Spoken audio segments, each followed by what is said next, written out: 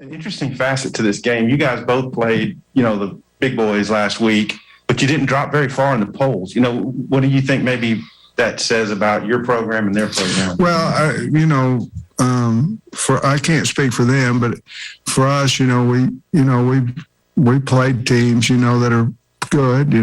We've beaten a couple of ranked teams,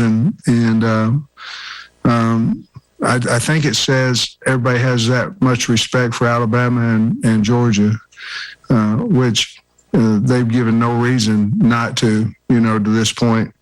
But I think that's probably what it says mostly. Both of us were on the road in a very intimidating, hostile environment. And I don't know how Ole Miss handled it. Obviously, I watched the tape, but I know it intimidated us, and we didn't play very well. And part of it was because of the crowd. Certainly had something to do with the false starts, but I think people just have a lot of respect for Alabama and Georgia's program. Plus, I think a lot of teams ahead of us lost as well.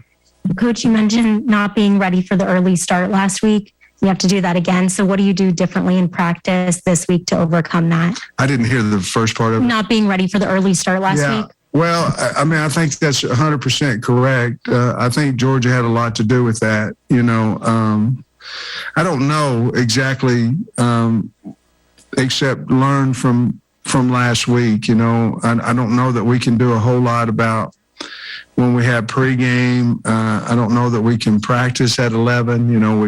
We did in the fall.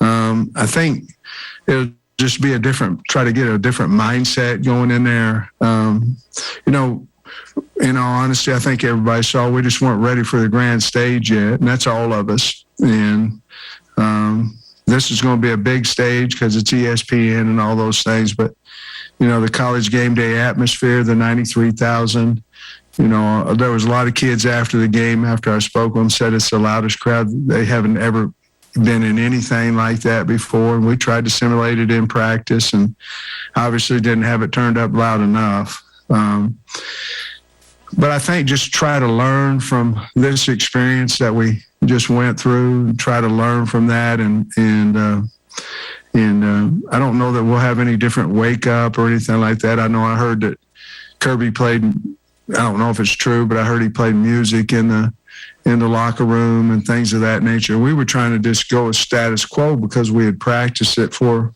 a week in fall camp, and obviously we all saw that we didn't do it the right way. So we're still thinking about what we might do on Saturday to change that up.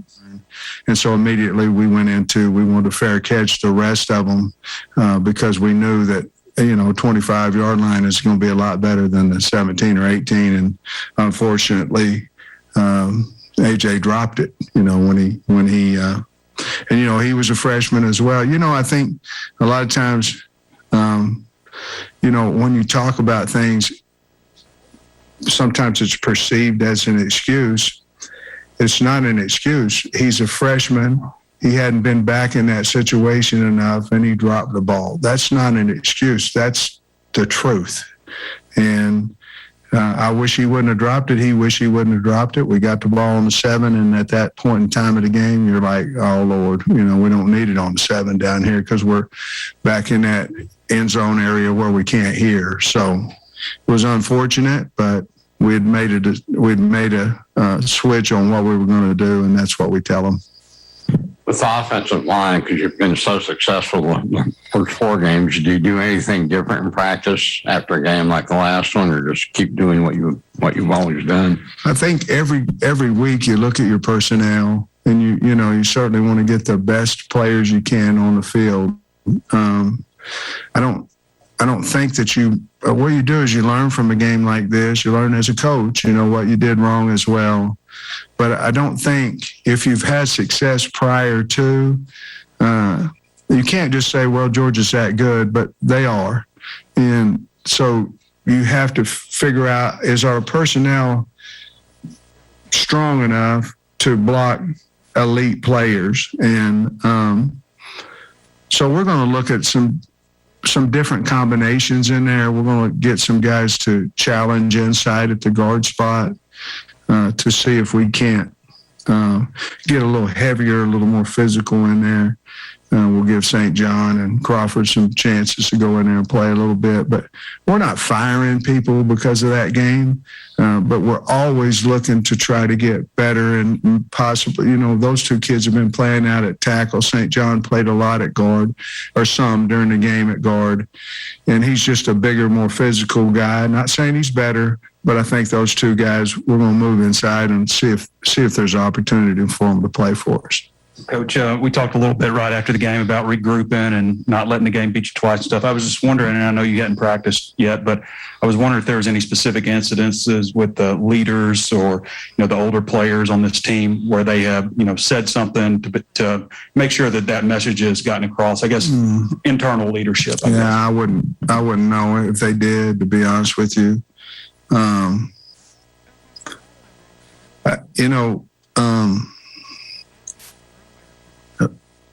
I think we've all, in one realm or another, we've gotten the heck kicked out of us at some point in our life, whether it be at home, whether it be physically, whatever it is.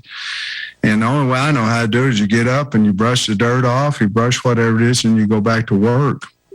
If we do a tremendous amount of difference in what we've done before, look, we've been underdogs in 14 of our 16 games, including Saturday. We've never been favored to win an SEC game. We're doing things right. We just got to do them better. And so if I make a mountain out of a molehill because we went and got kicked, we got to correct the situation. We got to do better. We got to cut the penalties out. We've got to do better. And we got to coach better. But if I go totally off and start having meetings with the players and all this stuff, I think I'm sending a message that I'm panicking, and I'm not, because we got a good football team and we got our butt kicked by a really good football team, and we don't like it and we're not accepting it. But I'll be damned if Georgia's going to make us lose this Ole Miss game. I just wondered how well you know Lane Kiffin, and he's a pretty flamboyant guy. Maybe not, you guys are a little different personality-wise, but he's obviously a great offensive. I just wondered, how well do you know Lane, and what do you think of him? I don't know Coach Kiffin well at all. We've been together in recruiting. I've seen him at different schools and visited and things when I was an assistant coach. His dad came over in 1978. And his dad watched the Miami-Oklahoma Grove, Oklahoma game in 1978. And Miami was number one, and we were number 100 in the league below them. And they ended up beating us 21-16. They scored late in the game. And Coach Kiffin came into our locker room and talked about the fight and the grit of the Grove Ridge Runners. And I just remember that, and I shared that story with Lane last year before the game, that I really had a lot of respect for his dad, and obviously was asking how he's feeling and those things. But I don't know Coach Kiffin real well, but I have a lot of respect for what he's doing there at Ole Miss. I can tell you that. Yeah, that's one quick follow-up. I saw a lot of video after the game, after you talked to Kirby. Must have been, 25, 30 Georgia guys. It wasn't just linemen, let you coach. It looked like a lot of guys. I know it's a tough day, but how'd that make you feel that all those Georgia kids wanted to interact with you? That's a tough situation, to be perfectly honest with you, because you're at Arkansas, you're loyal and love the University of Arkansas, and you just got your butt ever living kicked. But you got, I don't know how many people it was. I saw a bunch before the game. I don't know how many kids it was after the game. And you can't just turn around and run in the building. You know what I mean? I know that's not your question. You want to give respect for those kids because they're sitting there waiting on you to talk to you, and I loved every second of it. I hated every second because of why I was standing out there at 37-0. But as a man, sometimes you got to get knocked down and get back up. And those times right there, I needed to do what I wanted to do that. I wanted to show them respect. But it's hard, guys. I mean, put yourself in that situation, man. It's hard to be.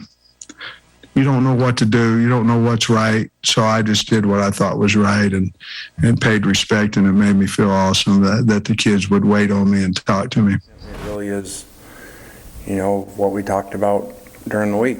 If you go into that place with the number one team in the country and you don't play really well in all areas, don't execute and make mistakes, they'll knock you down really quick, which is what happened.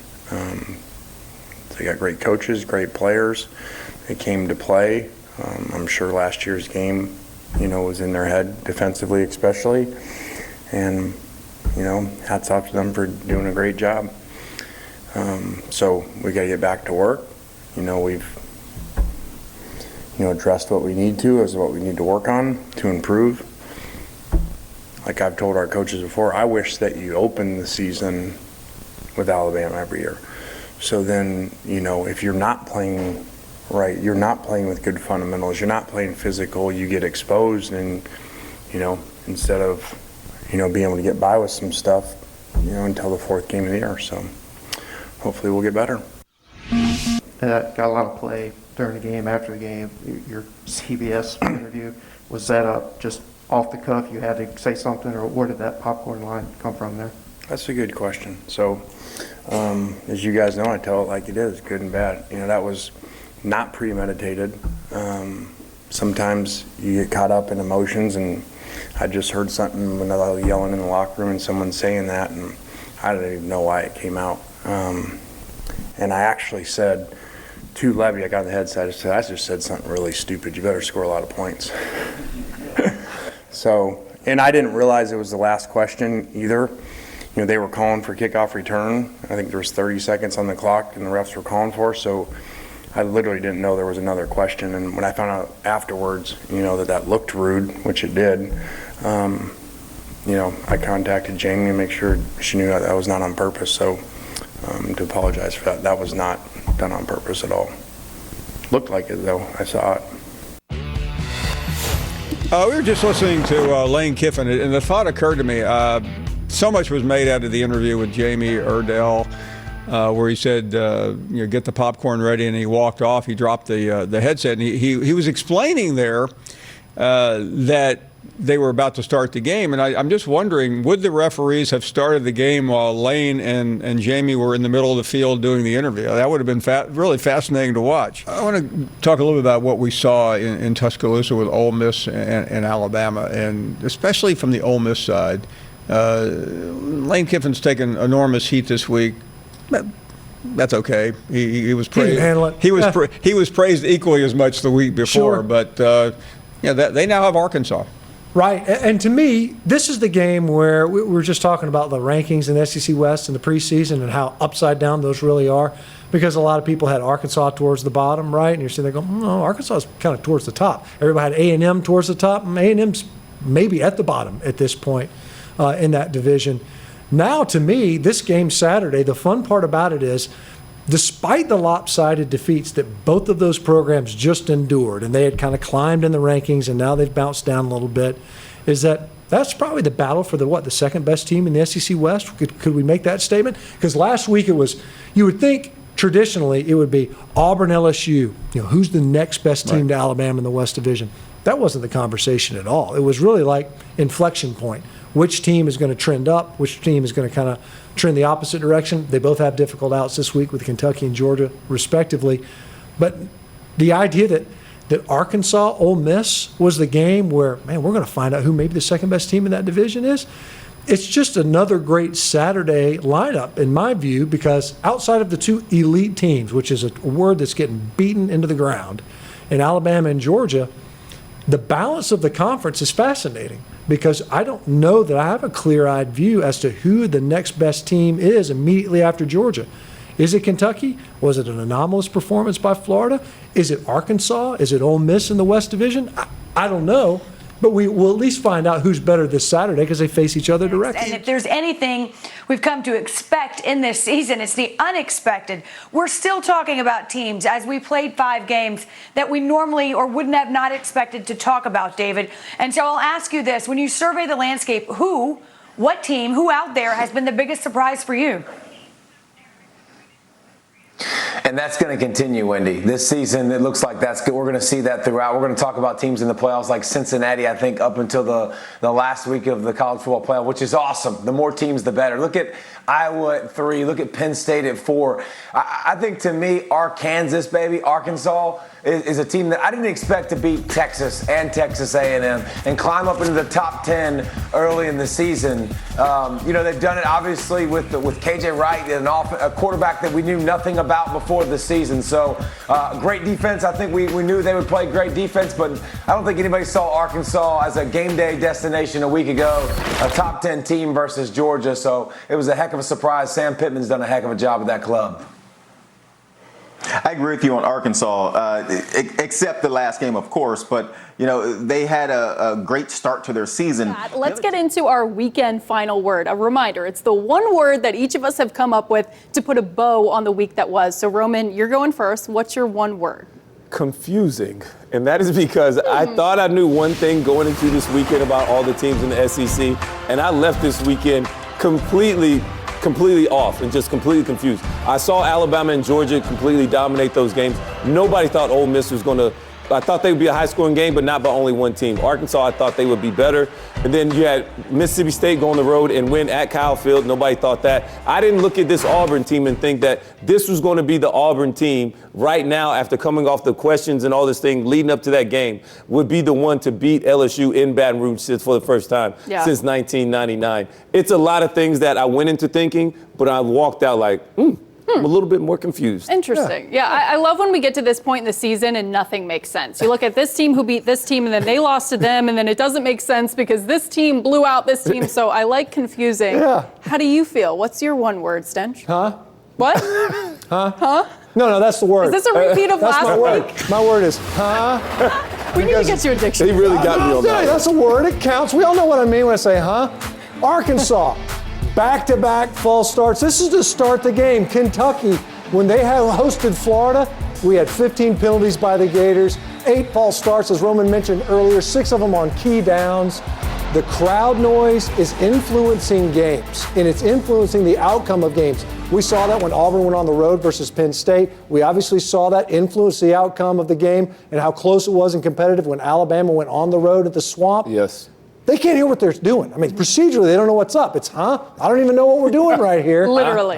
It's like the 12th man. It's real this year. Last week you were, this week you were, I feel like One we need syllables. to expand the vocabulary. Played offensive line. We got to keep it simple. That's true. I'm going to round it out. My word of the week is parity, and we mentioned it going into this week. We were talking about Alabama facing Ole Miss. We were talking about Arkansas and Georgia, and some folks got excited. This Ole Miss offense could come in and give Alabama fits until the Tide was like, yeah, did you forget? We're Alabama. Same with this Georgia defense. We've been talking about this Arkansas team, this story of 2021, and then the Georgia defense goes, did you forget? We're the best defense in the country. We're not letting them score a single point on us. So, yeah, for me, the parity from the top 2 teams in the league right now and the drop-off under that, it's looking a little bit bigger. We were excited going into Week 5, not so much anymore unless you're a Crimson Tide fan or a Bulldog fan. Here we go. Get your popcorn ready. Another 4th down. I don't think so. Throws late and out of bounds. Pitch. Ely. Toe says, It looks like we didn't plug the microwave in, buddy. Jefferson pressured and slammed down. It's blocked. And Dogs fall on it. We just weren't ready for the grand stage yet, and that's all of us.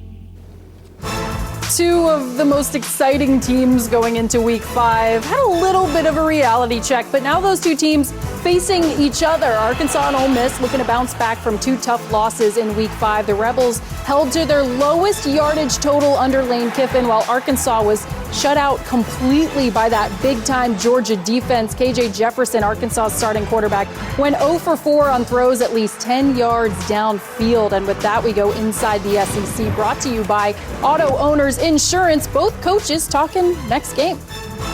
Well, this is the SEC and SEC West. You go play the #1 team now. You come home to, top 15 team. They run the ball really well. They don't give up explosive plays. I think they're second in the country in pass defense. So this is a scheme we struggled with a year ago. We basically switched to it pretty much on our defense because it's really good, and they do a great job, and they play super hard. To be honest with you, Ole Miss and Arkansas, to me, ought to be a rival game, sort of like us and Missouri. And I think it's working its way into that more and more because, again, you see probably two very similar as far as talent, teams. All right, so as we get ready for this matchup, Roman, you're a big-time film guru. Your notebook is always full of just notes from years and years and years, and you're zoning in on this 2020 matchup, specifically what Matt Corral looked like a year ago. Because he looked so bad. He looked distraught. He looked like very confused, and that's so what you do not see of Matt Corral today. He looks under control. He's not turning the football over, and the mistakes that he made last year, that was the main emphasis for his whole offense all off season to really propel him to where he's really become in this a short time so far this early in this 2021 season was all these turnovers. We see it. He's forcing the ball in short areas. And you also heard Lane Kiffin talk about it. This defense that they're going to face on Saturday is the same defense that they have become because of the problems that it gave his offense last year. So him practicing against it, he sees it more often. The game is also at home for Ole Miss. That will be a difference maker as well. We talked about how important it is for home crowds so far in this season. I think that will be the edge for them. And also Matt Corral has a chip on his shoulder. He has to get rid of what happened last week and also what happened last year versus this same Arkansas team. He openly talks about that game last year, right? Mm-hmm. Talking about how maybe I was a little nervous that I could get benched. And Lane Kiffin said, no, you're our guy, and look at what they've done. He threw so 6 far. interceptions, and they still kept dealing the ball. I've never seen anybody throw that many interceptions. That's when you know they're going to stick in the with game. it. Yeah, they're going to stick with you then for sure. You talk about confidence, Stinch. When you look at this matchup, both sides, what are the strengths, in your opinion, in this game? Well, I think the defense for Arkansas, and I think this is a bounce back game potentially for them, and they're going to need to do that because when you look at Ole Miss, other than the Alabama game, they were running the football pretty well, averaging about 243 yards a game. And you look at what Georgia did to Arkansas, and they said, look, you're going to play us with a 3-down front. We're going to run you out of it if we can. And they pretty much did. 57 rushing attempts, 270 some odd yards on the ground by Georgia. If you're Ole Miss, you're looking there and you're going, maybe we need to be a little bit more balanced in that regard. Can we force feed the run game a little bit, knowing that Matt Corral, a Heisman Trophy candidate, you just went head-to-head with the other Heisman frontrunner in Bryce Young. He got the better of you. Your team lost. The last thing you want is your quarterback to feel like he presses, right? Because you don't want to see 2020 all over again. You talk about this game being the potential for a huge confidence booster. And a lot of times we talk about, this one team really needs this dub to continue on that trajectory for the rest of the season. In this case, it's both of them. It is going to be an exciting one. But second down, Des, who bounces back better, Ole Miss or Arkansas? Oh, that's a tough one. That's really hard because I was at the Arkansas-Georgia game, and that game wasn't even competitive. Georgia jumped on them really fast and stayed on top of them. But Ole Miss, when you play Alabama, obviously that game got ugly too. This hangover the next week that affects your performance. So I'm thinking Ole Miss, after playing Alabama, being beat the way they did, not just mentally, but physically too, there still may be a lingering hangover from that game that took place in Tuscaloosa. So I would watch Ole Miss. Man, Lane Kiffin's going to have to do a heck of a job to get his guys ready for this game Saturday. Razorbacks will tell us more about Ole Miss ceiling than Alabama did. This is a big game. Winner of this game, still alive. Loser has to leave town. Well, that's only if it's Arkansas. Let's look at the defense versus the offensive numbers here. This is a game of offense versus defense because we know how great the offense is at Ole Miss. We know how great the defense is at Arkansas. Let's take a look at our Dr. Pepper Championship Drive Game of the Week. Arkansas and Ole Miss meet for just the 7th time with both teams ranked in the AP poll, and Lane Kiffin looking to improve his record against ranked teams as a head coach. He has a 4-18 record against ranked teams, so 5 of those losses came at a group of 5 school, FAU. Trevor, listen, how do these schools bounce back? Well, what Arkansas has to do is get lots of good play out of their quarterback, KJ Jefferson, but he was banged up last week against Georgia. So how well he'll be able to run really is to be determined, and really it'll be a game time thing before we know. But both teams played physical opponents, Alabama and Georgia, last week. Both teams were beaten down, and it's really hard to have a good week of practice, especially in the beginning when you're that physically tired and hurting. And so I think Arkansas has a chance to bounce back more quickly because Arkansas generally is a more physical team coming into it. Ole Miss is physical, Arkansas more so, and I think they'll recover faster from the beatdown of last week. And not only that, Mike, listen, that Alabama hangover is the real deal. It's no small feat that Ole Miss was up against. What has to happen there?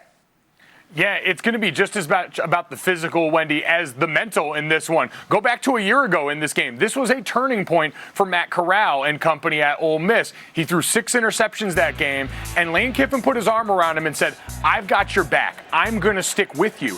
And what that did was create a quarterback who's approached this year with a level of professionalism that's got him skyrocketing up draft boards. This is a quarterback who spends the time during the week going through the plays on the game strip, repping the mental reps with a graduate assistant Monday, Tuesday, Wednesday, so that he can see the picture clear on every play. This is a game where he knows things went really wrong for him last year, and it's going to be a great chance for him and the rest of his team. It's not one man against the world to go out there and exercise some of those defense and show everyone that that Alabama bump in the road is just that, not an indictment of who this team can still be going forward.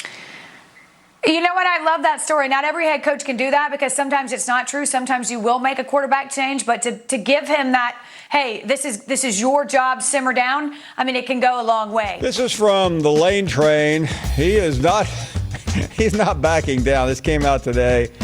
Free popcorn, first 5,000 fans. Give Kiffin credit. Everybody slammed him.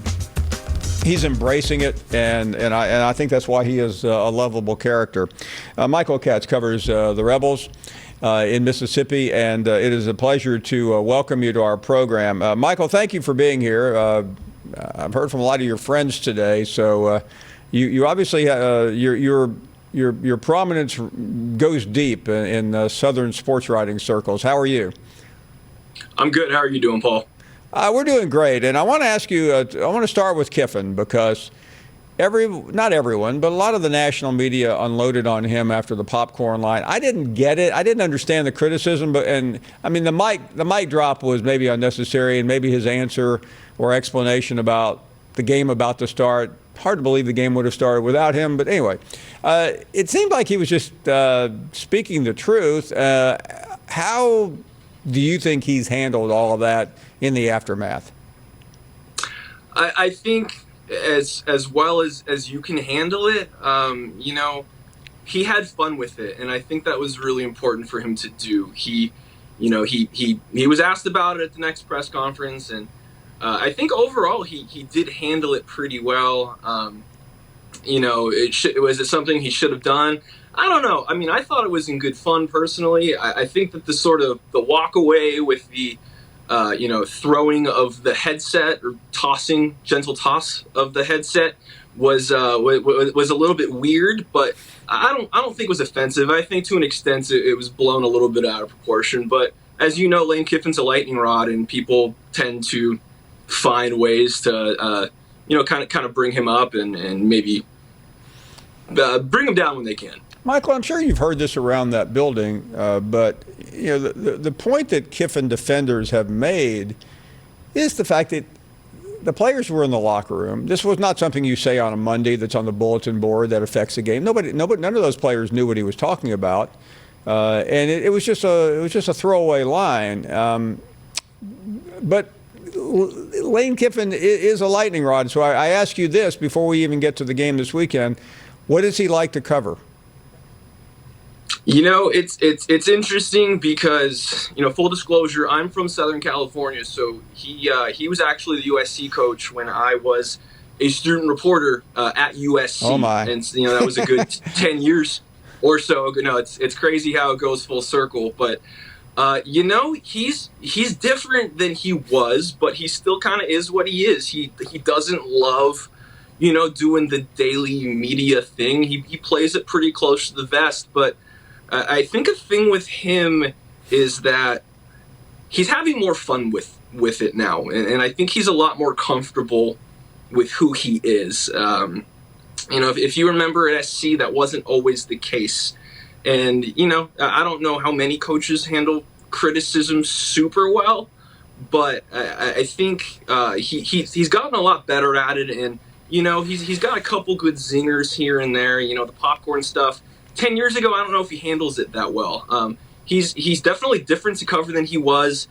Would you like him to maybe, be a little bit more cheery every once in a while, maybe? But overall, he's actually been pretty good. Well, let's go back to that. Now, again, in the context of this is you were a reporter, you were a student reporter, you weren't a professional, and he was at a pressure cooker like SC where the walls were literally coming down around him. Go back to that point. His last year there was 2013. What would you say is the biggest difference between Kiffin then and now?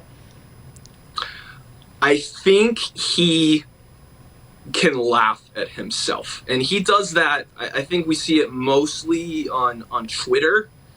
He's very active on there, as you know. He's okay taking a jab and kind of being the butt of a joke on there.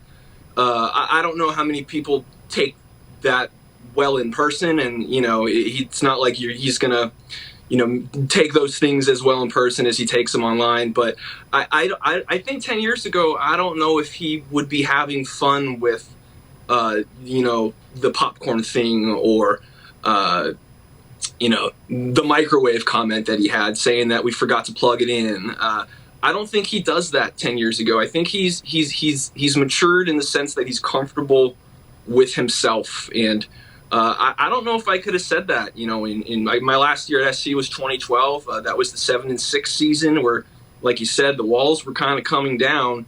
I don't think he would have been in that sort of space back then. Michael, what's the mood in that community? How do the fans, how do the other students react to Lane Kiffin? I think they love him. I think that he has brought a sort of enthusiasm and excitement to this program that, they really needed. The Matt Luke years. Matt Luke, by all accounts, was a really great guy, but he didn't really get people excited about the program. And Hugh Freeze had people excited about the program, but I think Lane has kind of made Ole Miss cool again. He's extremely online. He's savvy with social media. He has like I said, the zinger here and there. I think people really gravitate towards that, and he kind of has a cool factor. And I don't remember him having like the cool factor when he was at USC, but now he just seems like a guy that people really kind of want to go to bat for, and people in this community have really, I think, really embraced them. Obviously, winning games helps. If they start losing a bunch, that changes maybe, but just the brand of football, the exciting offense, having a guy like Matt Corral come from, a Southern California kid. Obviously he was recruited beforehand, but just to have that kind of a guy, that sort of a personality. I just think it's all just been such a good fit so far. Michael Katz with us, of course, covers the team. And Michael, let's talk a little bit about this game and the importance of it. I think it's self-evident that a win here and is really going to propel the winner of this game into a major position in the SEC West. The loser has issues, to say the least, with Alabama at least still left for Arkansas.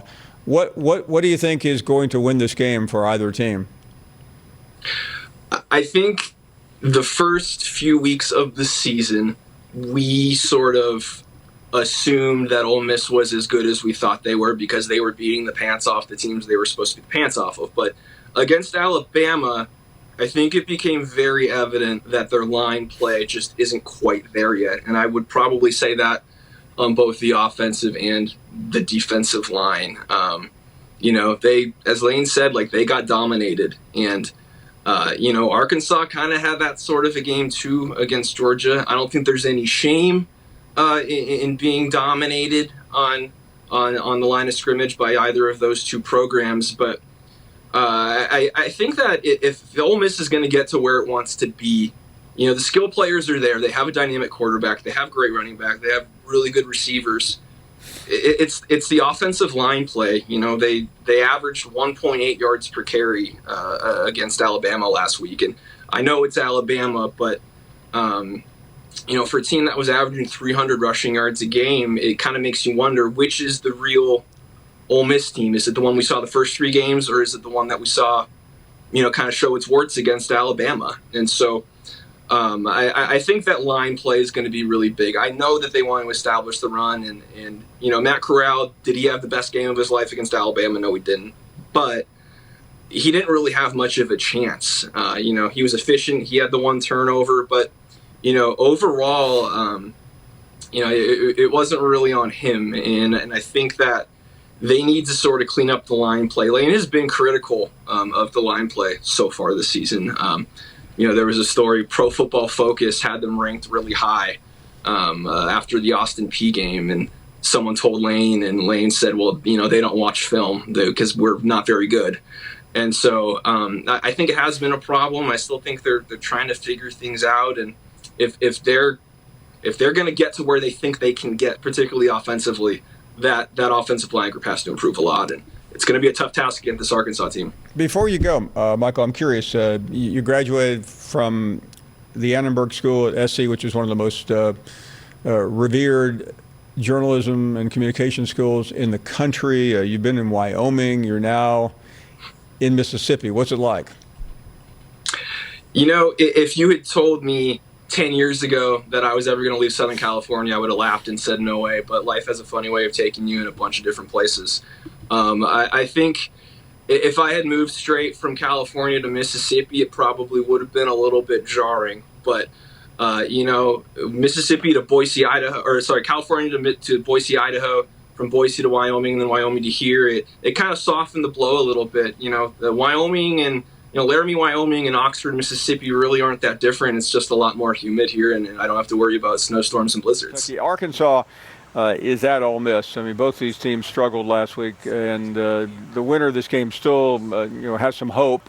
The loser has got some soul searching to do. What happens in Oxford tomorrow? It is really difficult to tell, right? What's the mindset coming out of 2 very disappointing games, 2 very high-profile games that you felt like you were ready to take that next step? In both cases, it looked like they were not quite ready for prime time yet. So I look at this game being at home for Ole Miss, an opportunity to get the fans back rallied and have some fun and get that taste out of your mouth. I believe in this Ole Miss team. Obviously, I believed in them last week, and they let me down, but I believe that they are an improved defense from what they showed last week. I believe that they are a very difficult offense to stop if you're not named Alabama. I do think that Matt Corral still continues to be one of the best quarterbacks in the country. I just don't think that Arkansas can score with Ole Miss. Now, granted, I want to see the Ole Miss defense tackle a little bit better than what they did last week. The yards after contact for Brian Robinson were ridiculous, and we know the physicality of the run game that Arkansas utilizes. The other thing I look at, Paul, is how much did Matt Corral learn from the blueprint that was put in place for how you defend this offense, how you defend Matt Corral, dropping 8 into coverage. He showed very little patience last year in throwing those 6 interceptions. But one thing he was adamant about in the offseason was how much he learned from that game, and I think he'll be better for it. I think they'll run the ball better. I think he'll take some checkdowns. I honestly think his legs scrambling when there's nothing there if they're dropping into coverage is going to be key in this game too. So I'll take Ole Miss, although I'm not very confident with either of them because I'm not just sure where their mindset is after 2 disappointing losses last week. Let's talk about Ole Miss and Arkansas because both teams went into their games last weekend thinking they might be able to do something, and about that. See, what happened was what happened to that popcorn? So I am calling this. That's Microwave didn't work, baby. Popcorn definitely got burnt. I'm calling this the bounce back bowl between Arkansas and Ole Miss. Des, do you think that fits the bounce back bowl? You like that? You think it'll stick? 100%. Yeah, absolutely. So who's going to bounce back in this one? I'm thinking possibly, potentially, maybe Lane Kiffin and Ole Miss just because they have like very convincing. Yes, positive, potentially. Maybe Lane. Because they had Matt Corral like before last week, like this time a week ago, he was like a Heisman favorite. No one's talking about it anymore for the Heisman, but that's what Alabama's defense can do to you. So I think these guys just might bounce back because of Lane Kiffin and his offensive genius. I hear you, but here's what I'll say about that. First of all, back and forth. I'm not putting my feet in anything concrete, that's for sure. Yeah. I believe in Sam Pittman and the culture more than I believe in the culture in Ole Miss. Okay. How about that? I think the physicality, I think who they are, what they are. I have more faith in Arkansas. I don't have much faith in either one of them, but I think the Arkansas defense is going to stick around. I think KJ Jefferson will be a week healthier. Burks will continue to get healthy. I believe more in what they are and who they are than I do in Ole Miss to be consistent week in and week out. And we have some great video tomorrow on College Game Day from the locker room with Pittman and the Arkansas Razorbacks after that loss. And you get to see what you're saying, that mentality, that culture that he is trying to create there with the Hogs. Last week was the first time under Lane Kiffin, by the way, that the Rebels were held to under 400 yards. Obviously, they are a high-powered offense. We'll see if they can get back to those Popcorn ways wasn't popping. this weekend against Arkansas. Oxford, Mississippi, Ole Miss hosting Arkansas. Two teams that want to bounce back after lopsided losses to the top two teams in the country last week. Arkansas trying to beat three ranked teams in the same season for the first time in 5 years. That's unusual, but frankly, the entire series between these two is. It took an FBS record 7 OTs to decide the 0-1 meeting. Eli threw for 312 and 6 scores, but it wasn't enough. Arkansas won 58-56. 3 Hogs ran for 100. Fred Talley, Cedric Cobbs, and Matt Jones. Joe Gunn rushed for 102 for the Rebels on 31 carries. Let's go to 2015. That meeting was another overtime thriller. Arkansas got it too, 53-52. That game best remembered for the Hogs' incredible conversion on 4th and 25. The lateral from Hunter Henry to Alex Collins in overtime. One of the craziest plays this league has ever seen. Chad Kelly threw 368 yards, 3 touchdowns, and he ran for another 110 and 3 more scores. And then last year's meeting, Matt Corral. 6 picks, a career high. 2 of those were taken back to the house, and Arkansas got that win 33-21. Corral and his head coach Lane Kiffin talking about what Corral learned from that day a year ago. I get asked all the time about, why didn't we pull him? And I've just always believed that you're really slow to do that because you get in the pulling the quarterbacks and back and forth and their confidence is lost, and it's not like another position. When you're the leader of it and you got to take the ball every single snap, if your confidence is rattled and, floating different guys in there. So I'm glad we stayed with him. He learned a lot from it. Kiffin he brought me into the room after that game, and he told me that there's a reason that he didn't pull me. He said he believed in me. He said, I believe what you can do. I believe in your ability, and you're our guy moving forward. There's no issue. There's no issue with me. We're gonna get it fixed. So just having that relationship with him helped a lot. Time to go inside the SEC, presented by Auto Owners Insurance. Our good friend Greg McElroy is on the call of this game Saturday in Oxford. Joins us now. G-Mac, how has each team approached this opportunity to bounce back from their first loss, which both happened to be lopsided losses last week? Well, I think both have kind of acknowledged the greatness of the teams they played last week, Dari. And I think as I dove into the tape for each one of these two teams on Sunday, I came away from the game thinking, man, what's wrong with Arkansas and Ole Miss? And then as I dove a little deeper, I started to think, you know what? It actually wasn't so much about Arkansas and Ole Miss. It was really more so about how great Alabama and Georgia were. And I think that's part of where these coaches were and saying, man, we got a long way to go. But the good news is no one else on our schedule is going to look like the team we just played. And I think that's something that they feel pretty good about. They think they've really focused on trying to bounce back. And I know a big rallying cry, especially amongst the Arkansas team, is don't let Georgia beat us twice. Now, I would imagine that Ole Miss will be echoing the same sentiment throughout their locker room. They have a very explosive offense, a capable offense with a lot of leadership. So I think both these teams are going to shake it off, knowing what's in front, and knowing, Dari, that the winner of this game is in prime position to potentially represent the SEC in the Sugar Bowl. That's a lot on the line for both of these programs, no question about that. The leader of that Ole Miss offense you were talking about, of course, Matt Corral. He remembers what happened a year ago, 6 interceptions against Arkansas. G-Mac, I know that is not easy to do. How would you characterize his growth over the last year or so? Well, I think patience and just maturity. I mean, he had not just one game, but 2 games similar to that where he was just a turnover machine. And I think that part of what it was last year was all about tempo. It's all about maximizing your opportunities offensively. It's all about taking chances, taking risks. Our defense can't stop him anyway, so, man, you got to go out there and you got to deal. And I think sometimes he forced the ball. This year, he's got a more complementary style of approach at the quarterback spot, knowing they can run the football very effectively. They can do a great job on defense at times. Maybe not going to be a top 10 defense in college football, a defense that can get off the field, so he doesn't have to force things. And finally, Dari, the thing that's probably helped him the most is that defensively, Ole Miss has changed their structure to resemble that of what they're going to see on Saturday. They're going to see a structure very similar to what Arkansas employs with 3 defensive linemen and 8 guys in coverage. Well, Ole Miss does the same thing. So every day in practice, Matt Corral's seen this style of structure. Maybe not the same defense, but the structure is somewhat similar. So I think he has a better understanding of how to attack it and where not to attack it. All right, on the other side of this thing is KJ Jefferson. Played banged up against A&M, or rather played banged up last week against Georgia. And it was tough sledding here. How is his health now, and what should we expect from him as he enters his home state for this matchup in Mississippi? Well, it's funny how often the home state has come up. I don't know if that's a rallying cry or something the coaches are using to kind of poke at him a little bit. Hey, KJ, you're going home, man. I think that might have something to do with his preparation, but by all accounts, and talking to Sam Pittman and the offensive staff, they feel great about where he's at. Obviously, last week was a difficult spot.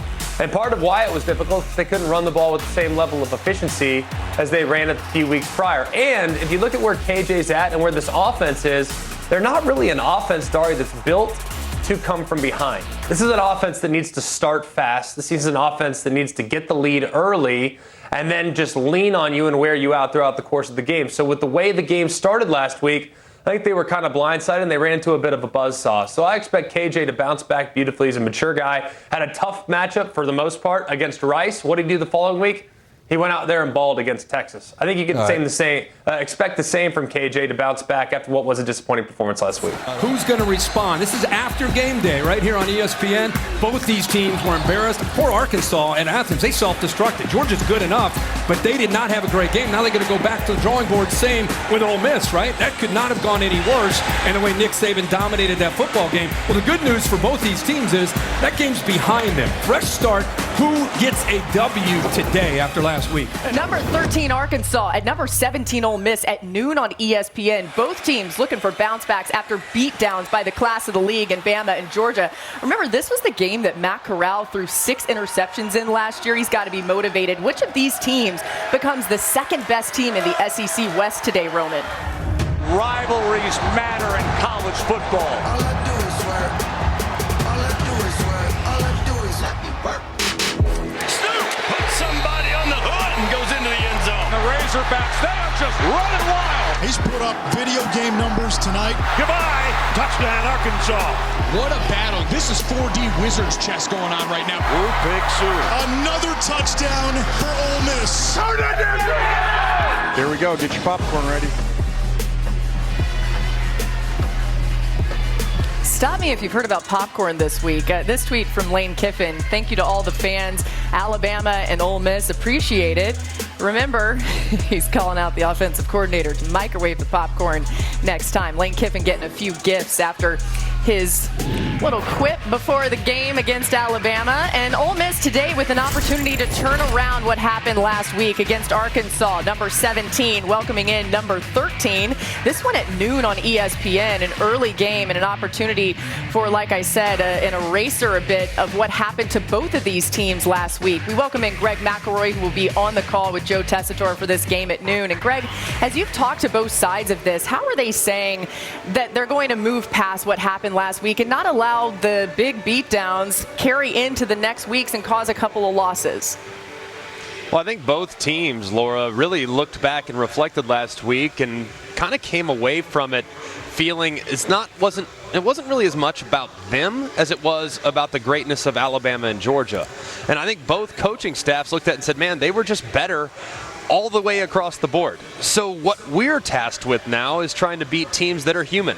And Ole Miss and Arkansas have proven, at least as of last week, to be human. And I think both teams have kind of used the rallying cry and saying, man, we can't let that opponent that's likely going to be competing for a national championship, we can't let that opponent beat us twice. And there's an awful lot on the line for these two teams, too. When you think about what Arkansas and Ole Miss's goals have been, get to Atlanta, which is all, for all intents and purposes, probably not going to happen based on last week's performance. That's not going to happen, but what they can still achieve is a New Year's Six bowl berth. And if you look at these two teams and the way things are lining up in the SEC, there's a very real possibility that the winner of today's game is going to finish second in the SEC West, which, for all intents and purposes, could punch their ticket to the New Year's Six and the Sugar Bowl, which is obviously a great destination for these two squads. Yeah, it's a great point, Greg, and I think you think about the momentum that's been built by both of these programs. Either way, positives to come for them. You can see Greg and Tess, that game coming up in about an hour and 45 minutes. Paul, you've been eating popcorn all week long, obviously one of your favorite snacks, but is this a prove-it game for Ole Miss specifically? Yeah, I think the pressure is clearly on Lane Kiffin. I mean, he's the one that opened his mouth last week. The other side was quiet, as you expect from Sam Pittman. So I think if they lay an egg today, he's got a lot of explaining to do, and really there's very little purpose. I don't mean that they're going to cancel the season, don't misunderstand me, but all their secondary goals are going to start getting shattered, so he'll have to hit the reset button. And conversely, a win, everything Greg said, is in front of them. So I think there is tremendous pressure on Ole Miss, and they need to deliver. I agree with you, Paul. I think the pressure is all on Ole Miss, and I agree with Greg as well. This is for the second best team in the West right now. Yes, and how crazy is it right now that that's even a conversation, whether you agree with me or not? The state of Texas A&M, LSU, being up and down, we don't really know who they are. I think the winner of this game is going to fix the issues maybe that they had. And also, I look at this game and I go, this is a prove-it game for Matt Corral. Right? Not just for his Heisman campaign, which I think is still very alive. Yeah. Also because he threw 6 interceptions last year. Yep. But also he wants to play in the NFL, right? What do you need to do? You need to prove that you can fix mistakes, protect the football, right? And that's what he needs to do today for Ole Miss to win. If he does that, I think they do. Yeah, I think both of you guys are right. But I look at it and both of these games were on the road last week. Both of them got out of hand early. These teams aren't as far away from Alabama and Georgia as I think a lot of people think. It's the context of the game, how it started, the mistakes. If Ole Miss scores that first drive, I think the game is completely different. Good point. If Arkansas is able to make the field goal, not give up the block punt, they're in the fourth quarter. And now you look at these games and they're way more competitive. And so I don't think we can jump to a conclusion and say they got blown out.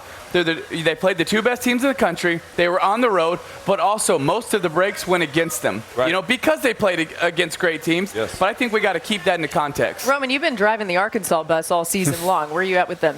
I'm still driving it, Laura. Of course, you know still got gas. There's still gas. No, you got off last week. Hold on, we're not picking anything. I'm still driving it. It's okay. That gas light just came on. You're wondering, I need to stop or I don't know. It might have been like it. It's okay. Look, home field advantage counts twice this year. A lot of teams are not used to playing on road tested. Arkansas looked terrible. They looked like they were not ready for the environment or the moment. Ole Miss, the game got completely out of hand way too early for them last week. I thought Matt Corral played great overall, but I think he has a big prove-it game. I think it's at home in Ole Miss. You really like what Ole Miss is doing. Other than that, last week I didn't learn anything about any team that I didn't know already. Paul? If you're still driving, would you mind showing us your license? Stop it. With all this gray hair, Paul, I still need to show my license. You still look really young. Barry Odom is still the defensive coordinator on the Arkansas side, which matters today as well. Hey, let's look at the SEC West. With Arkansas and Ole Miss losing last week, Alabama, the only undefeated team left in the West. According to ESPN's Football Power Index, the Crimson Tide have a 92% chance to win the division. Auburn, which is unbeaten in conference play, is the only other team with more than a 2% chance. 2%! So, guys, let's take a look at the West. Who are you watching in Week 6? Tim, start us off. It's easy for me. It's what these guys were talking about. It's Matt Corral. I don't think he played bad last week. I think he'll play even better this afternoon. This is a guy with a lot of talent. He understands the offense, and he's also, I believe, a very, very strong mindset competitor that is furious with how the game went last week, and I think you're going to see it in this game this afternoon. You know that burned popcorn stench just gets in your nose and sort of permeates, you smell it for a week? Oh, yeah. Can't get rid of the kitchen. Oh, yeah. Oh, man. Terrible. Ole Miss trying to get rid of that smell. Hutch Green counting us down to kickoffs. They get ready to take on Arkansas, who also got turned out against Georgia last week, but Sam Pittman wanted to make sure the Hogs didn't lose to the Dogs twice. Here's what he said to them after the game against Georgia last week. We're 4-1. Our loss is on the East. So everything that we want is still in front of us. Everything. If we want a rematch with Georgia, it's still in front of us. It's still in front of us. You want to go to Atlanta and play in the SEC for the SEC championship, it's still right in front of us, guys. It's still right in front of us. You want to get it back, we can go get it back, which I know you do. Say positive things about the University of Georgia because they got a hell of a football team. No excuses. No, we didn't do this, we didn't do that. They got a good team. And then let's get our ass on the bus, put your suit back on, get on the bus, and then let's go figure out what it is for us to beat Ole Miss. One loss never is responsible for two. That's some powerful stuff. Arkansas Ole Miss comes up immediately after us. Who do you trust more to bounce back? I trust the culture that is Arkansas right now. You listen to Sam Pittman talk and you go, yeah, get it. I'm in. Let's go. Let's go get Ole Miss this week. So I think, you see Lane and you see the popcorn comment before the game, and I think you have more natural up and down. I know exactly what I'm going to get from Arkansas. I don't know if they're good enough to win, but I know they'll show up, they'll play hard. I know exactly what their culture is. That's fair. I think the most interesting aspect of this game is last year when Matt Corral was doing great things. He went up against Arkansas, and Arkansas was the first team that rushed 3 and dropped 8. He threw 6 interceptions that day. And the rest of the year, they dealt with different fragments of people saying, hey, Arkansas did it, we're going to try it too. So the entire offseason, Jeff Lebby, the offensive coordinator, Lane Kiffin, and Matt Corral came up with a plan. They said, hey, 2021, everyone's going to do what Arkansas did, rush 3 and drop 8. We need to build a plan to attack that defense. So now, take 2. Their entire offseason is built for this scheme of Barry Odom. How did they play against this defense after last year, Matt Corral throwing 6 picks? Well, listen, Arkansas came into the Georgia game banged up, right? And based on how that game went, I don't think they came out any less banged up. So I like Ole Miss. I like Lane Kiffin. I think his personality is like, well, guys, that was Nick. That's Bama. They're the number 1 team in the country. Let's just move on to Arkansas. And I think that's going to resonate with his team. Don't forget, he does have Matt Corral. That this time last year, last week, going to the Bama game, Matt Corral was like a front runner to win the Heisman. No more of that, but he still has that type of talent. So I like Ole Miss over Arkansas. Reese, as you know, Jeff Lebby and Kendall Briles, both from Baylor, and when Baylor was in their heyday, are going against each other as offensive coordinators. They're brothers-in-law. Yeah, right. Because Kendall's our Briles' son, and Jeff Lebby is his What do you think? son-in-law. You give her that popcorn smell? I'm going Ole Miss at home. Yeah, I'm leaning Ole Miss. A&M. Or Arkansas, excuse me. Come in. Arkansas and Ole Miss. You know what? Here's a quick note on that. Did you see Lane was 4-18 against ranked opponents? Yeah.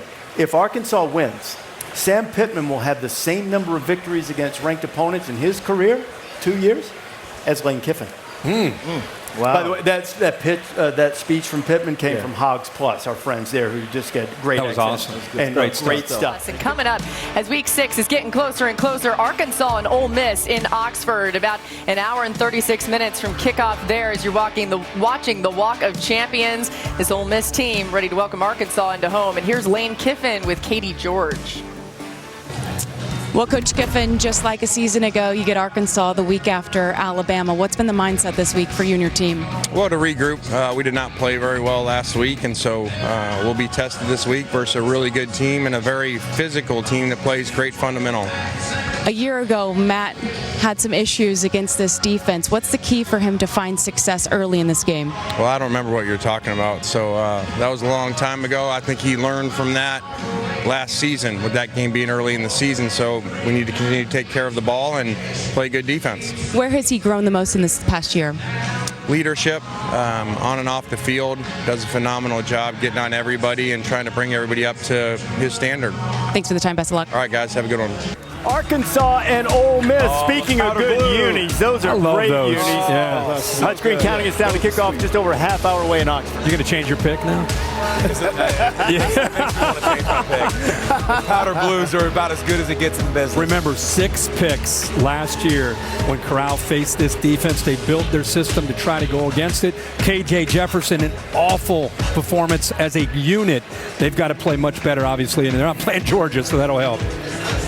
Bumper Pool leads a trio of linebackers who will try to get after Corral, try to keep everything in front as they did last year. Woo, Pig Suey. I'm going back to the well. They beat A&M for me. I'm not doing real well. At least Arkansas has done well for me. I think they can win the game outright. I believe in the Sam Pittman culture. Go on. Arkansas and Ole Miss with an opportunity for both of these teams to bounce back in a big way. This one at noon as well, coming up on ESPN. So as you think about what matters in this one, you're going to see Sam Pittman and Lane Kiffin meeting at midfield. Paul, I'll let you start. What do we need to see out of both these sides? I want to see Lane Kiffin really put the hammer down today and show some offense and get Matt Corral back in the Heisman race.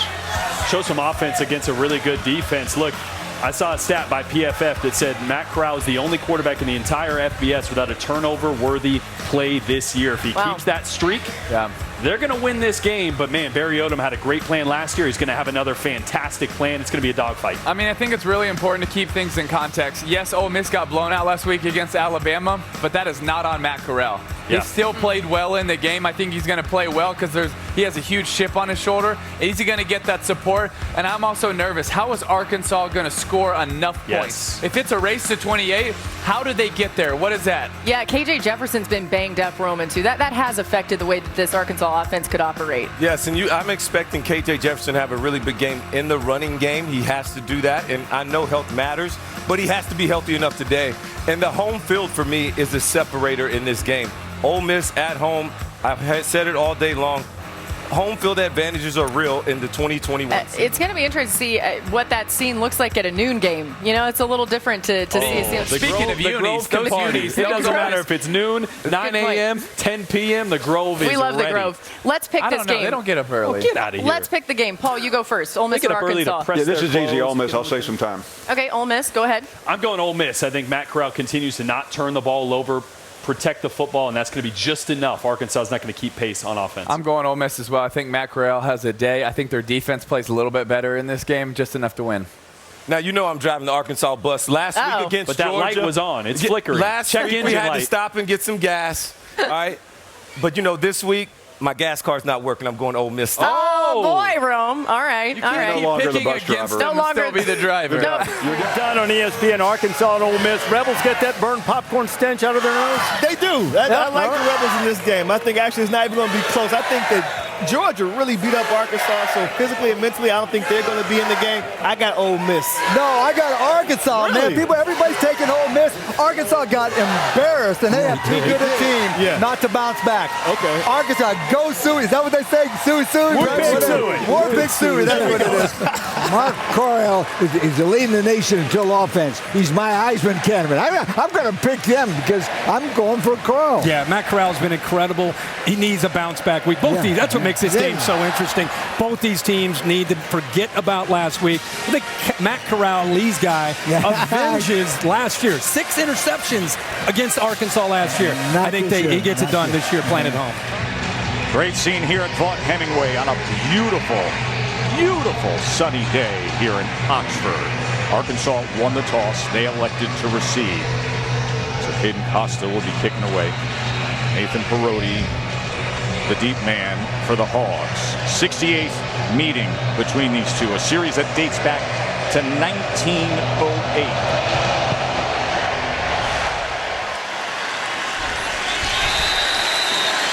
Yard punt return by Braylon Sanders. Corral swings it to Parrish out of the backfield, and he is met and brought down immediately. Grant Morgan. Second go round now for KJ Jefferson and Traylon Smith in the backfield. Jefferson on the run. This is what he can do so well, and he advances it for a first down. That had a lot to do with last year's meeting between these two.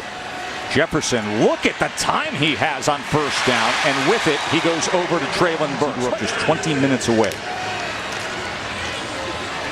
Smith on 2nd and 6, and Greg, you brought it up. 4th and 1. Sanders, and he keeps his balance to get even more than that. Jefferson inside the 10. He gets it to Sanders, and it'll be 1st and goal. Really tight window that he was able to squeeze it into. Fakes the pitch straight ahead and in. First dagger of the afternoon, KJ Jefferson, and all the family and friends who only made a Let's take a look at the touchdown on the AT&T 5G Skycam. You're going to see 2 Ole Miss defenders play outside as Limmer kicks it out, and it's just the Red Sea parting for KJ Jefferson. He walks into the end zone. The numbers right now for Ole Miss defensively are a problem that they need to get addressed because the quarterback run game is going to be there all day long if Ole Miss doesn't make some moves with where they position their players before the snap. Active and powerful Arkansas defensive line. Sanders moved to the backfield on 3rd and 6. Corral, look at the time he has, but good coverage downfield, and he is taken down right now by those Arkansas secondary defenders. 2nd and 2. Corral tries to fight his way back to the line of scrimmage. Still a physical group that's grown a lot in the last couple years.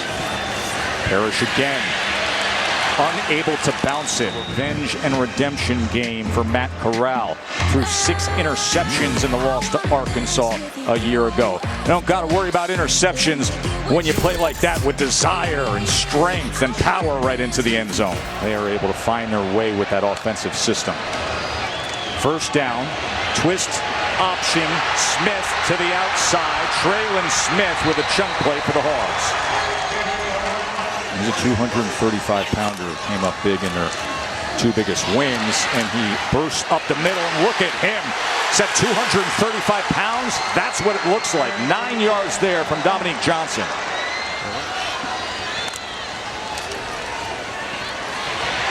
Smith to the goal line and in. Keeping his balance for a Hogs touchdown, Traylon Smith.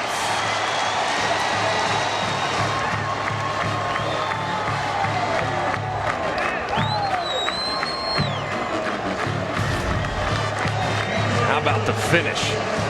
Awareness as he crossed the goal line. That left knee's down. They're going to look at it. Every scoring play is reviewed. Is he over? It's so difficult to see from that angle, but I haven't seen anything from either of the first few. It leads me to think that he was a little bit short. It's a touchdown. I think it's a touchdown. Watch that left knee. This is pylon cam. It's right down there. There's that left knee right there. And you see the ball right across that white line, rolling on the field, a touchdown for Traylon Smith, who's been dealing with injuries. They didn't have him at full speed, even in the middle of their good practices when they were good on good, middle of the week. He's been dealing with numerous nagging injuries. This is a redshirt senior who now has 9 rushing touchdowns over his last 10 games. Great effort from him.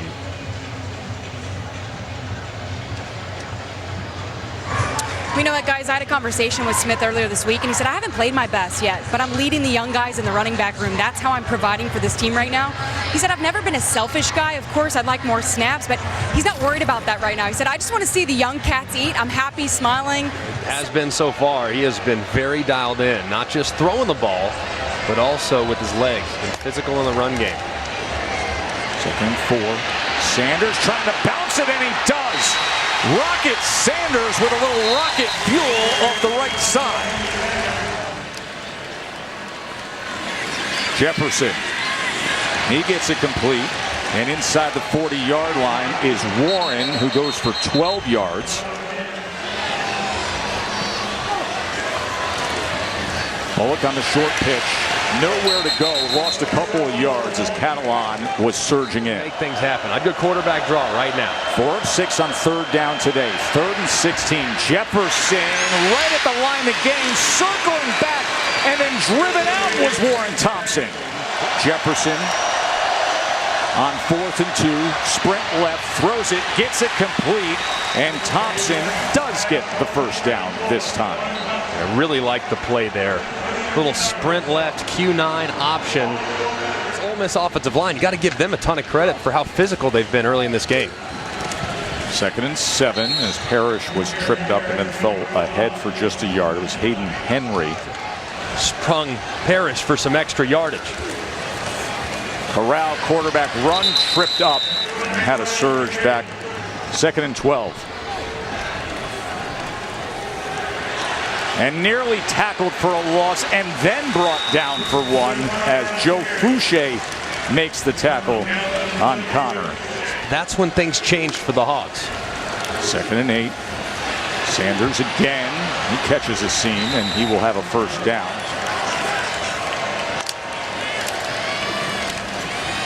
Sanders again. Rocket Sanders down the sideline. Yeah, and a great job on the left side of this offensive line by Cunningham at the left tackle spot and Latham at the left guard spot, just securing that edge. With this Arkansas program. 2nd and 6. Jefferson pulls, gets a block in front from his big tight end, and he'll have another first down. He's got to cash in here now as they're looking for the end zone. 1st and goal. Looking at the goal line, and he gets it there to Burks, who's trying to get free, but then the pursuit gets to him. Johnson and Green in the backfield with Jefferson. 3rd and goal to the end zone. Touchdown to Trey Knox.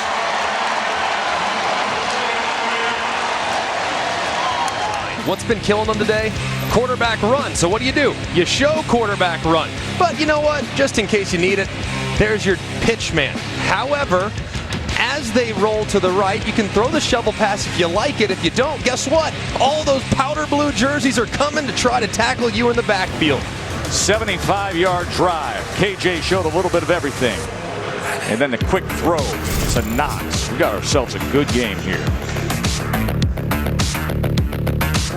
Kendall Briles very familiar with Lane Kiffin.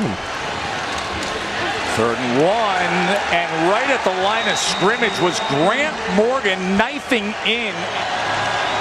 4th down from his own 34, not even close.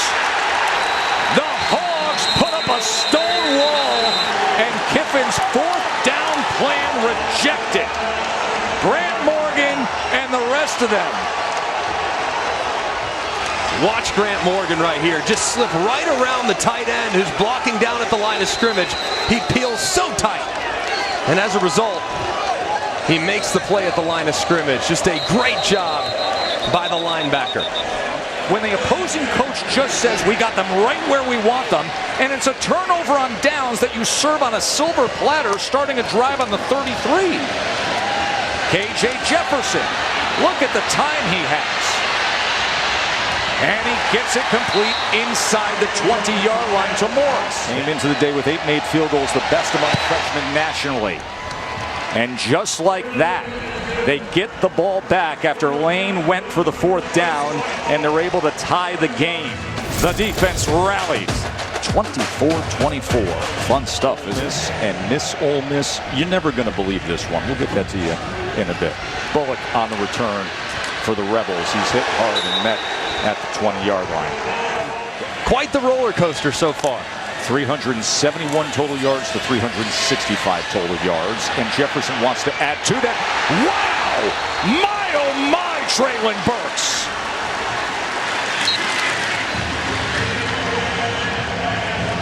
.6'3", 225, and using every bit of it. You got mossed. I mean, how about that? Jefferson downfield again, and he does it again! To the 1-yard line, Traylon Burks putting on a show. Kendall Briles dialing it up. Hey, these brother-in-laws are doing dueling banjos here. Look at the action we got in Oxford. Wow. Rinse and repeat.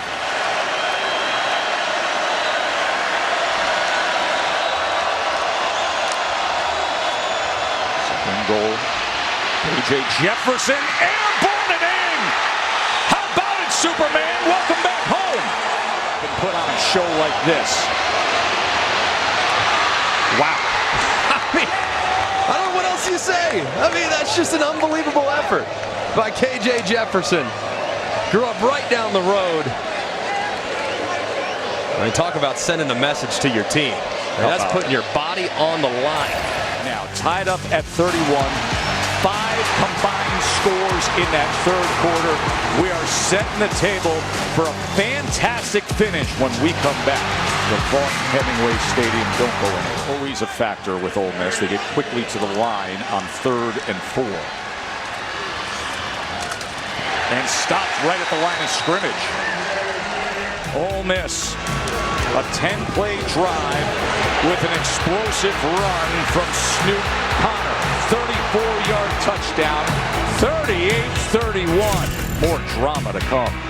It's AJ Green, freshman running back. He's replaced now by Smith, who gets the work on 2nd and 2. Has a stiff arm and a ride for 6 more yards and a Razorbacks first down. Jefferson on first down. Tons of time to wind it up downfield and get it complete to Thompson. Reception. But you save a life by jumping on the fumble, you get rewarded. Let's throw you one downfield. It's a guy that needs to come on to really balance this offense out. Hogs showing their muscles. And Burks showing that speed.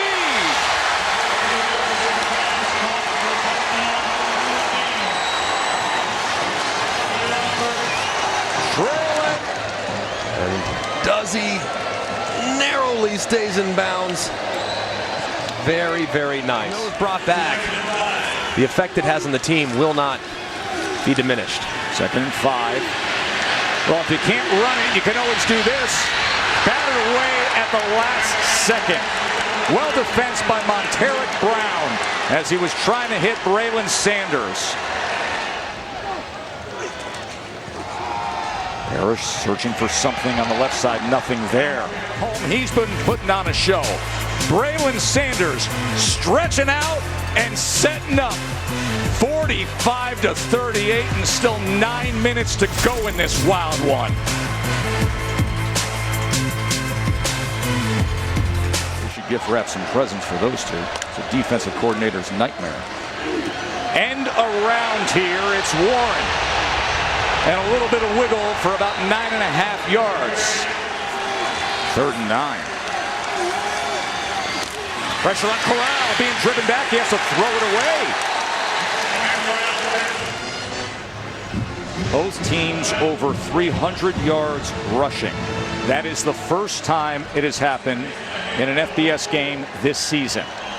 Arkansas is at 304, Ole Miss at 317. They're running all over the place here in Oxford. And Sanders will add to it another first down for the Hogs. Sanders on 2nd and 7. He's got space, and it's another first down for the Hogs. Now, player safety, always critical. Dangerous play. Look at the hesitation by KJ, and then the burst to get a first down for Arkansas as they are sitting right there.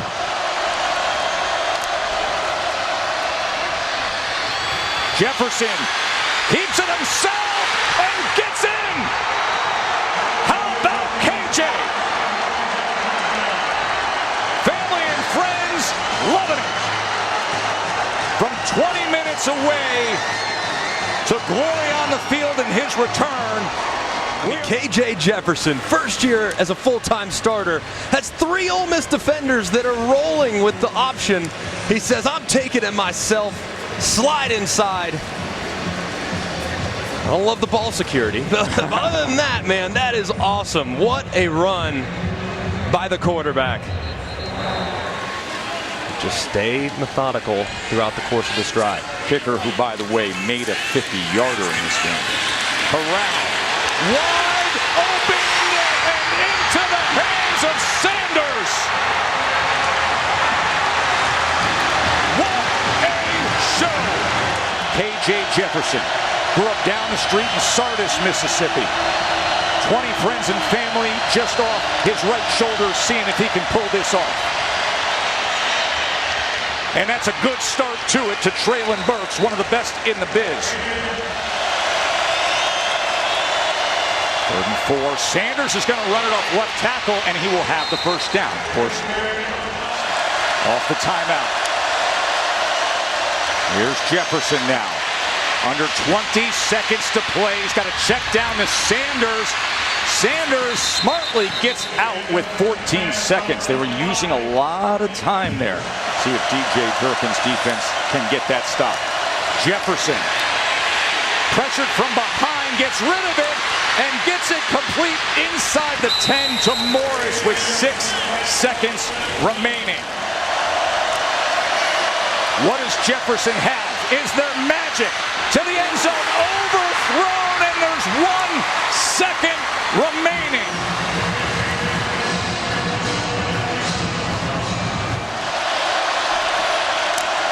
What do you say we decided right here? Jefferson to the end zone, and we are an extra point away from overtime. Warren Thompson.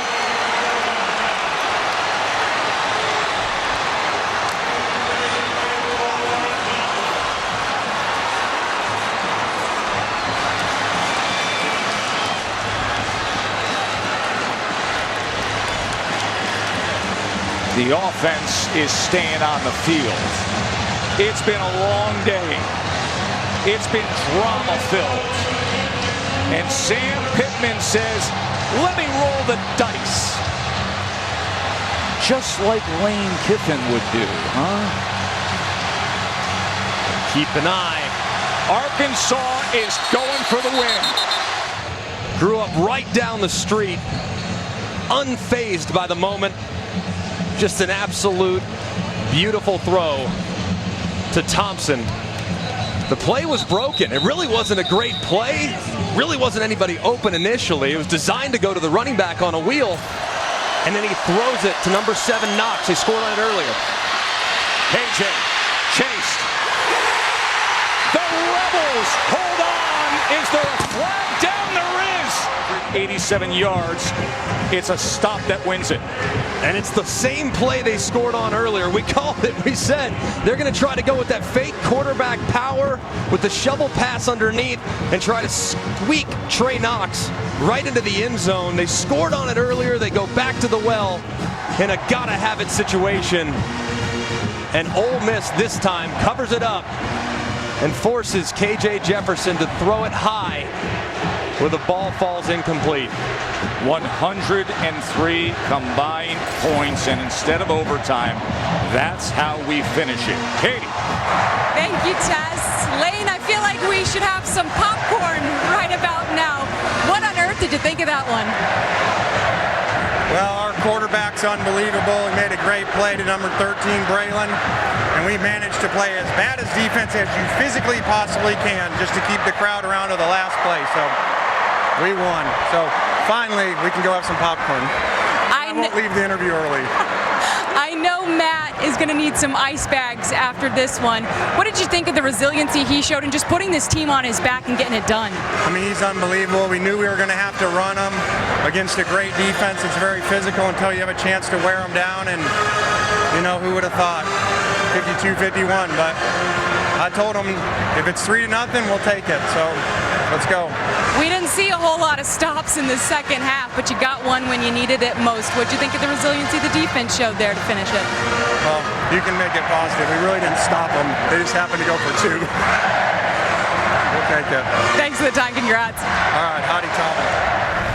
So just when you think college football Saturday couldn't get any crazier after what we just showed you, I bring you Arkansas and Ole Miss. We're trying to bounce back from bad losses a week ago. And look at Snoop Connor, 110 yards for the touchdown, 51 yards for the touchdown. Yes, 112 yards and 2 touchdowns. He was running all over that Arkansas defense. 3 TDs on the day for Connor. Ole Miss goes up, and then KJ Jefferson, the keeper, dives into the end zone to tie the game at 31. The big fella is athletic for 6'3", 245. Lands awkwardly, though, but he stays in the game. All right, so now, game back and forth. Arkansas down again, 38-31. Treylon Burks takes it in. Big game for him. Big game for him. He's got big hands, too, almost as big as Shaquille O'Neal. Ties it at 38 apiece. Ole Miss regains the lead. Jefferson comes back again. 10-yard score ties it. Bad tackling on the back end for Ole Miss. The defense not very good once again. 45 all. Very next drive. Matt Corral has had a brilliant season. Saturday was no different. Finds a wide open Braylon Sanders 68-yard touchdown. Yeah, a masterfully designed play call. You saw Matt Corral look to the left. The backside receiver stopped, but it was a double move. Perfectly designed. Couldn't be better. Here's my favorite part of this. Lane Kiffin. You saw him do this at Alabama all the time. All the time. He knows he's got the ball play He's on. celebrating before the touchdown all the time. This time, the play sheet in the stands. How about that? How did it go that far? Trying to figure It's that laminated. out. Ole Miss up 52-45. Last chance for Arkansas. Here we go. Under 15 to play. Jefferson drops back, avoids the pressure. Tyson Morris, 12-yard gain. Yeah, what makes KJ Jefferson special is how big he is. He can withstand pressure in the pocket and make throws just like that. One second left. Jefferson, Thompson, touchdown. Perfect pass.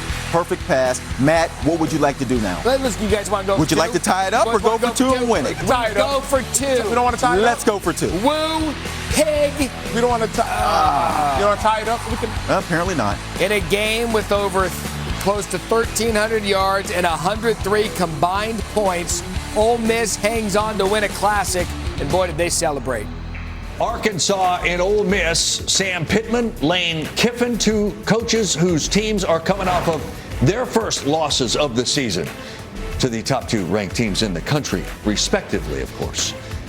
What a game this was. A remarkable game in Oxford. Matt Corral, 6 picks last year against Arkansas, but he finds Ontario Drummond for 67 yards and a touchdown. You rarely see Arkansas's defense bust a coverage, right? With a guy running that far behind the defense all alone, but that was a great job by Matt Corral seeing it and hitting it. And then Corral plunging into the end zone. He did it with his legs and with his arm. What's he love to do down there in the tight red zone, Chiz? You talk about it all the time. He loves to run the football, and it's designed quarterback No run. question. Corral, 94 rushing yards and 2 rushing touchdowns. Third quarter, KJ Jefferson deep for Traylon Burks. That's I a don't know. 37-yard game. Is this the first one or this is the second? Don't turn it. We're not messed up. It just looks exactly the same. 37 yards to get to Traylon Burks. Why didn't they get the ball to him in the first half? Exactly. One catch, 12 yards in the first half. Exactly. He was targeted twice. They went to the well quite a bit in the second half, and he delivered. Well, Hogs inside the 5 at that point. Then Jefferson keeps it himself. Whoa! How about it? Take off, young man, and ties the game at 31. Now that was Cam-like. What do you know about Cam? That was Cam-like. 6'4", 240. You ain't tackling me down there inside the 3. Didn't he wear one in college as well? Absolutely.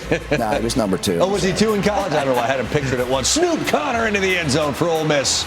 Oh, did they? They had 200-yard rushers, and Corral was 6 yards shy of being a third. That's the thing people have to remember. This is a team that is a rush-first offense. They ran it 49 times today, only threw 21 passes. Jefferson deep. Warren Thompson down to the 20, 46 yards. Next play, Jefferson to Burks again. You mentioned the one catch in the first half, Burks. He had 6 for in the second half. 124 in the second half. And right, 20-yard touchdown there, ties it at 38, but Ole Miss comes back. Plenty of time left in this game. Corral to Braylon Sanders. What a pretty ball. What a pretty ball, yeah. What a pretty ball. I mean, Matt Corral he did everything he could possibly do to win this game, and they obviously got the win. And then Snoop back into don't give it away. Snoop back into the end zone. People know the Yeah, I hope they do it this time. 110 yards and 3 touchdowns. Or they're not real fans. They should have not let them have it so easily. That was one of the more interesting performances, maybe the second worst defensive effort from Ole Miss since last year's Alabama game. KJ Jefferson, 85 yards rushing and 3 touchdowns. And here's Cam again, right? Yeah, it's amazing when he gets down there. You just a big body like that, you can't tackle him with one guy. He's going to fall into the end zone. But look at the athletic ability. He sticks his foot into the ground twice, makes 2 guys miss. That's an incredible run by a big guy. Karaoke, he was limping around, right, and wearing a brace. I mean, man. All right, Corral, Sanders, all alone. Goodbye. So Ole Miss, I mean, this game, just the latest chapter in a book of incredible games. Love the double move. We talked about it earlier, Benjamin. How about when you as a receiver, you want to rush it. Braylon Sanders did a nice job of dropping his hips, getting his eyes and head around, selling it. And Lane Kiffin knew it's coming. Well, look. The play sheet toss is one of the most famous things in our. Oh, they know that. They've been setting that up since the first quarter. I promise you on those double moves. By the way, Corral had 4 total touchdowns. 14 seconds to go, 2nd and 3. Jefferson to Tyson Morris down to the 9. 6 seconds left on the clock. They've got to get a touchdown. Then, 5. You see the next play. Jefferson is incomplete. I got a question for the Ole Miss home scorekeeper. How do you stop the clock with a second left? Right? How many seconds? I'm not sure. There was only 5 seconds on the clock. I'm not sure if he or she has a job right now. Tweet that guy. Not Doring anymore. My goodness. 1 second left. This is the last play. Jefferson, cool as a cucumber. Standing back there like a statue. Nobody's near him. Look at him. Thompson touchdown. What does Sam Pittman do? We're all saying go for 2. So is he. Go. So is he. Go for 2. It's all on the line for Lane. And for Pittman. Jefferson rolling, looking, nobody open. Rebel defense holds 52-51 in a legendary game in this rivalry's history. Well, our quarterback's unbelievable. He made a great play to number 13, Braylon.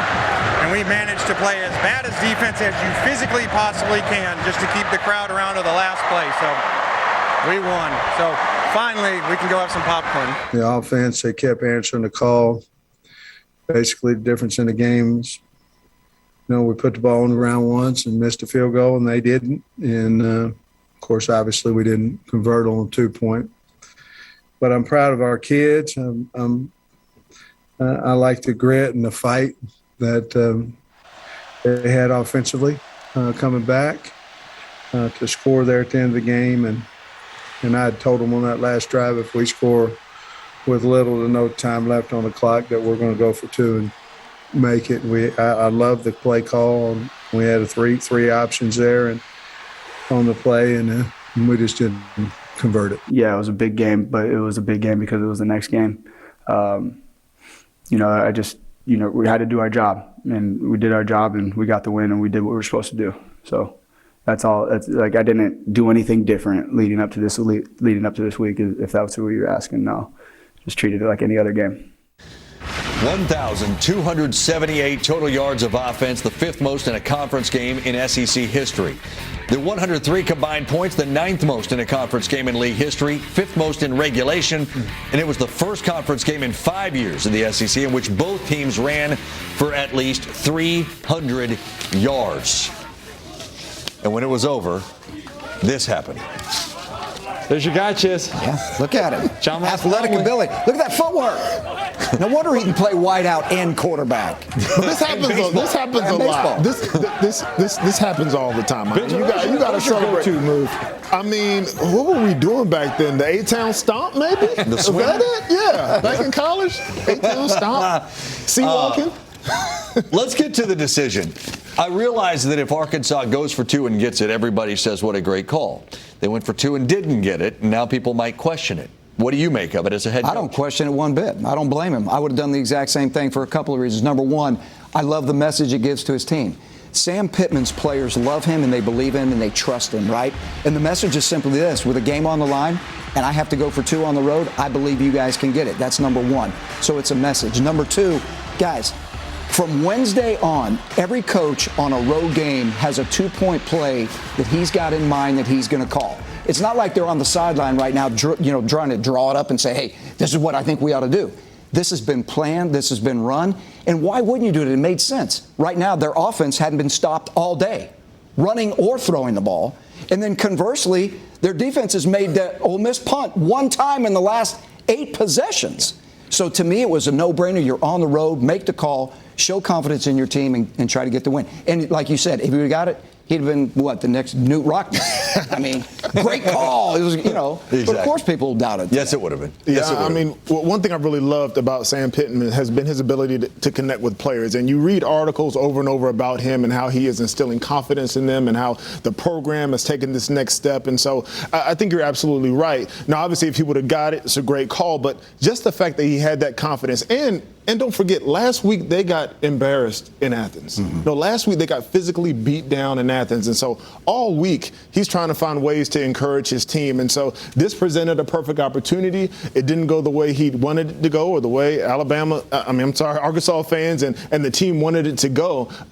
But I think that the call was strategic and it was the right call for the right time, especially when you're talking about instilling confidence in a team that is still trying to gain their identity and take it to that next level. Well, you know who else got embarrassed last week? Ole Miss got embarrassed last week. You know who else didn't put up numbers like they wanted to last week? It was Matt Corral. And Matt Corral bounced back today in a big way. You talk about confidence. He instills confidence in that entire team. The dude does it with his arm. He does it with his legs. Constant pressure he puts on the opposing defenses. I love this guy. I think he's going to be, at the end of the year, the Heisman Trophy winner because of what he does as a dual-threat quarterback. And at the end of the day, they don't have a defense. So he's going to continue to put up numbers throughout the entirety of the 4 quarters. I love the bounce back for this Ole Miss team in general, and I love the leadership that Matt Corral provides. Yes, no question about that. And we're going to talk Matt Corral. We're going to talk all the wideouts, and we're going to talk all the pretty running backs that rush for all the yards. Because they sell tickets, Coach. That's right. And nobody's talked about the offensive line at Ole Miss today that dominated the game from the beginning to the end. They couldn't rush the passer. They couldn't stop the run. The offensive line dominated the game. They put hats on the right guys so that the running backs could hit creases and seams in there. So you can't get away with saying it was just Matt Corral and all that. Not that you're trying to say that. But if you gloss over and minimize what the offensive line did today, you're missing the boat because they were phenomenal. Should throw out some props here, by the way. KJ Jefferson, first Arkansas quarterback ever to run for 3 touchdowns and throw for 3 touchdowns. And he did it in his home state of Mississippi, but it was just Arkansas versus Ole Miss. Hey, defense was not there, but the offense certainly was. KJ Jefferson passed it down the field to Treylon Burks, who makes a grab. What a catch! Hey, I'm telling you right there, everybody got Moss in that one.